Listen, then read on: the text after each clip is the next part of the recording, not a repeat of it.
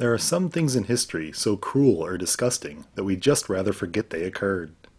Fascism, and particularly the brand practiced in Germany and Italy in the first half of the 20th century, are a perfect example of one of these phenomena. However, in order to guard against it happening again, we must do our best to understand how it occurred in the first place. The rest of this lesson will examine the rise and events of Italy's fascist experiment. By the time of World War I, Italy had been a modern nation-state for barely a half-century. The Kingdom of Italy was not declared until 1861 by King Victor Emmanuel II of Sardinia, after the efforts of the great Italian statesman Camillo Benso di Cavour and the military campaigns of Giuseppe Garibaldi. Even then, Venice and Rome were not part of the Italian state until 1866 and 1870, respectively. The young state of Italy faced many problems in the late 19th and early 20th centuries. The fragmented nature of its beginnings caused vast differences in terms of regional wealth, education, and infrastructure. For example, northern states such as Milan and Lombardy were relatively wealthy, while large parts of southern Italy still relied on heavily agricultural economies and were relatively poor. Literacy rates in Italy at this time were far lower than elsewhere in Western Europe. The fragmented state of Italian society was reflected in its government, and very little was actually accomplished by the Italian parliament. For example, from 1919 to 1922, the parliament formed 5 different governments under various coalitions and parties. To make matters worse, Italy had not been given the same favorable settlement as the other Allied powers had received by the Treaty of Versailles that ended World War I, a conflict which had strained the Italian economy to its breaking point.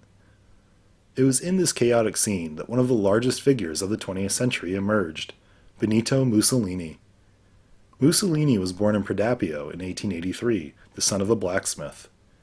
Originally a socialist who had fled to Switzerland to avoid being drafted into the Italian military, Mussolini returned to Italy in 1904, and in 1919 he formed Italy's fascist party.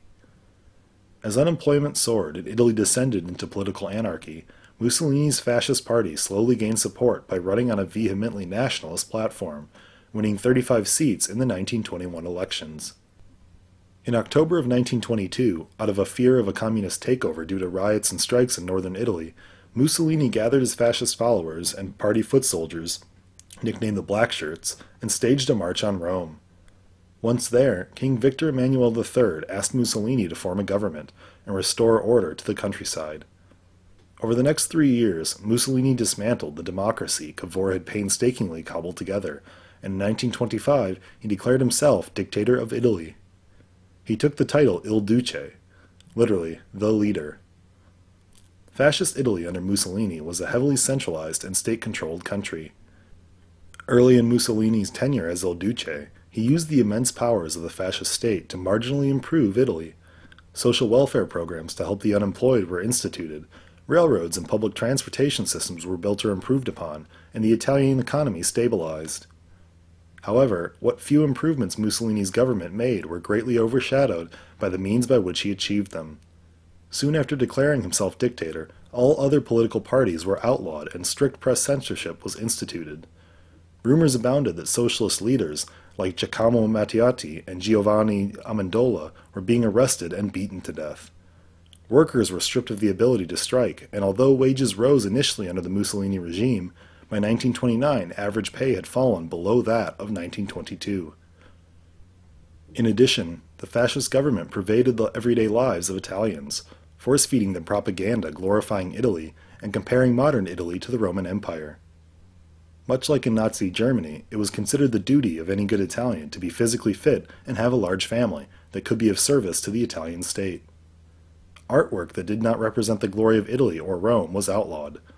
In order to propagate these feelings of Italian superiority and begin exerting Italian influence elsewhere, Mussolini invaded Abyssinia, modern-day Ethiopia, in 1935, making it a province of his new Italian empire. Naturally, in such a nationalist state, xenophobia was rampant, and anti-Semitism was particularly strong in Italy as it was in Germany. In 1938, Jews were barred from being government officials or serving in the military, and immigration of any further Jews into Italy was prohibited. In 1939, Mussolini and Hitler signed the Pact of Steel, solidifying the alliance between Germany and Italy. When World War II broke out later that year, Mussolini and Fascist Italy stood firmly by Nazi Germany's side, declaring war on Great Britain and France in 1940. Despite the emphasis Mussolini's fascist state had placed on improving the military, the Italian forces were ill-prepared for full-scale war, and the Italians suffered several defeats to British and French troops in Africa and in the Balkans. What successes Italian troops had, such as in France in 1940, were often in partnership with Nazi German forces. In Abyssinia, the Italians lost their colonial African response, with the capital falling to British troops in 1941. They were driven from the territory entirely by 1943. In July of 1943, Allied troops invaded the Italian island of Sicily. Before the end of the month, Mussolini's fascist government was overthrown, and El Duce himself was imprisoned. All was not immediately lost for Mussolini, because while the new Italian government sued for peace, the Germans fought on, rescuing the imprisoned dictator only 2 months after he lost power. 2 years later, in an attempt to flee the country and the advancing Allied army, Mussolini and his mistress were discovered by a group of communist leaders.